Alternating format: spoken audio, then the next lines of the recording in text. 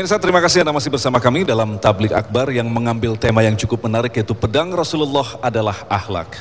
Inilah yang ditunjukkan Rasulullah pada saat perjanjian Hudaybiyah, sebuah perjanjian yang cukup terkenal, yang seakan-akan pada saat perjanjian itu bila kita lihat itu sangat merugikan umat muslim. Nah, lantas bagaimanakah jalannya perjanjian ini? Apakah yang dapat kita ambil hikmah dari perjanjian ini? Kita akan simak bersama Habib. Silakan Habib. Alhamdulillahirrabbilalamin. Wassalatu wassalamu ala sayyidil mursalin wa ala alihi wa sahbihi ajma'in. Saudara-saudariku yang kumuliakan di Masjid Raya Pondok Indah dan para pemirsa TV One dimanapun Anda berada, kita lanjutkan. Kita mengambil satu petunjuk peristiwa Hudaybiyah. Peristiwa Hudaybiyah adalah kejadian perjanjian Hudaybiyah pada tahun 6 Hijriyah, di mana Rasul sallallahu alaihi wasallam ingin diberikan oleh Allah Subhanahu wa taala suatu anugerah yang sangat besar, tapi diawali dengan ketabahan, ujian, cobaan, kesabaran, dan setelah itu diberikan kemenangan yang besar hingga akhir zaman, tidak ada henti-hentinya. Perjanjian Hudaybiyah, kita bisa lihat bagaimana Nabi SAW keluar dengan 1.500 muslimin muslimat di dalam Sahihul Bukhari. Maka di pertengahan jalan mereka mau ihram, mau masuk ke Masjidil Haram, mau ihram dengan damai. Damai, bukan perang.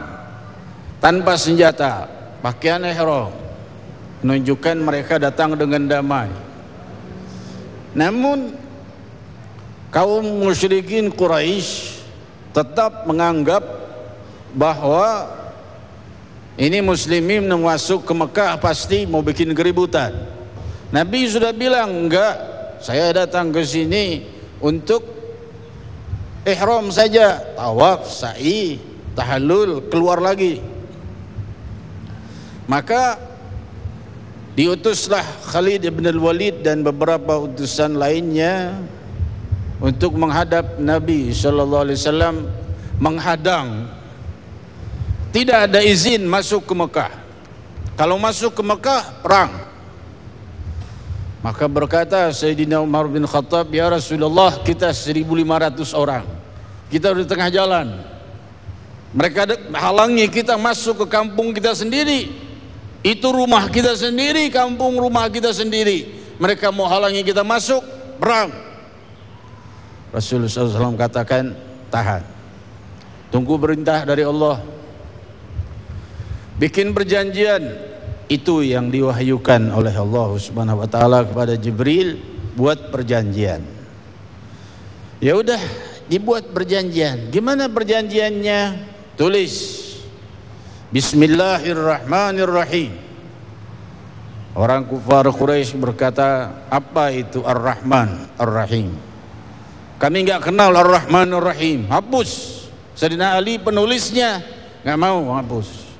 Nggak mau aku menghapus nama Allah gara-gara kamu. Ar-Rahman Ar-Rahim, nama Allah. Yang memerintahkan aku menulisnya Rasulullah, bukan kamu. Maka Rasul berkata, hapus ya Ali. Sayyidina Ali menghapus kalimat Ar-Rahman Ar-Rahim. Ikuti apa yang mereka mau. Tulis selanjutnya, min Muhammad Rasulillah, dari Muhammad utusan Allah. Apa itu Rasulullah? Kami enggak ngakui kau Rasulullah.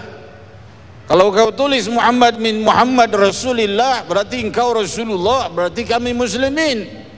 Kami enggak mau, hapus. Dihapus lagi. Hapus ya Ali. Gemetar Sayyidina Ali menghapusnya sampai air matanya berlinang, riwayat Siratul Hisham, sampai beliau tidak bisa menghapusnya. Diam saja tangannya Sayyidina Ali, maka Nabi yang menghapusnya. Teruskan. Perjanjian yang sangat merugikan muslimin. Apa? Kalau orang Mekah mau masuk ke Madinah harus seizin orang-orang Mekah, orang-orang pembesar-pembesar Mekah, Abu Sufyan dan lainnya sebelum masuk Islam. Kalau orang Madinah mau masuk agama musyrikin Quraisy, nggak boleh dilarang. Kan nggak adil. Semestinya bebas, silahkan pilih agama masing-masing. Namun perjanjian yang begitu timplang diterima oleh Nabi, setuju. Maka Ansor dan Muhajirin patah hati. Mereka di situ sumpah setia hingga Allah Subhanahu wa taala berfirman, innama yubayyi'unaka innama yubayyi'unallah yadullah fawqa aydihim. Sungguh orang yang bersumpah setia denganmu itu, hai Muhammad, mereka itu adalah bersumpah setia dengan Allah. Datang Sayyidina Umar bin Al-Khattab bersama satu orang yang wajahnya habis dipukuli oleh orang Mekah. Ya Rasulullah, gimana nih? Dia habis dipukulin nih. Dia dipukuli sebelum perjanjian tertulis. Berarti dia harus dikembalikan ke Mekah. Sesudah perjanjian ditulis, berarti dia harus dikembalikan ke Mekah. Ya Rasulullah, tegakah kau kembali lagi ke Mekah? Aku akan dibunuh di Mekah. Rasulullahnya diam. Perjanjian sudah ditulis. Maka ia balik ke Mekah, melarikan diri. 4 orang, 3 diantaranya kalau tidak salah terkena dan dibunuh, wafat sebagai syahid. Nabi pulang bersama 1.500 muslimin muslimat ke Makkah Al-Mukarramah.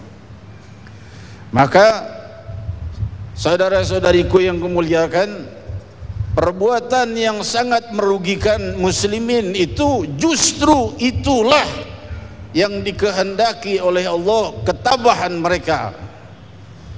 Dakwah dengan kelembutan dan kasih sayang. Maka Nabi SAW terus berdakwah ke wilayah-wilayah, kabilah-kabilah lainnya, terus masuk sampai banyak yang masuk Islam. 1 kabilah, 2 kabilah, 3, sampai mencapai 10.000. Maka bergeraklah muslimin dengan perintah Allah Subhanahu wa taala menuju Makkah Al-Mukarramah. Itulah yang disebut peristiwa Fatah Makkah, yaitu tahun 10 Hijriah. Saudara-saudariku yang kemuliakan, Fatah Makkah dihancurkan semua berhala, 360 berhala dihancurkan, Ka'bah bersih dari berhala, dan selama-lamanya hingga akhir zaman tetap berada di dalam kesejahteraan dan kebahagiaan. Dan Ustadz Agung sudah berdiri. Silakan Ustadz Agung. Terima kasih Habib, luar biasa sekali. Itulah tadi sebuah sejarah yang membukakan kepada kita, yang memberikan pemahaman kepada kita betapa kita jangan segera mengambil kesimpulan. Bayangkan saja, pada saat itu Umar pun sempat mengatakan, Rasul, engkau adalah utusan Allah. Bagaimana mungkin membuat perjanjian yang akan merugikan kita? Tetapi ternyata Allah punya rencana lain. Fatah, dibukakanlah kota Mekah, dan disitulah kemenangan. Disinilah artinya Rasul telah menunjukkan kepada kita, inilah pedang saya. Dengan kelembutan, kesabaran, apapun yang dihadapi insya Allah akan terselesaikan. Tetaplah bersama kami dalam Tabligh Akbar. Assalamualaikum Zainal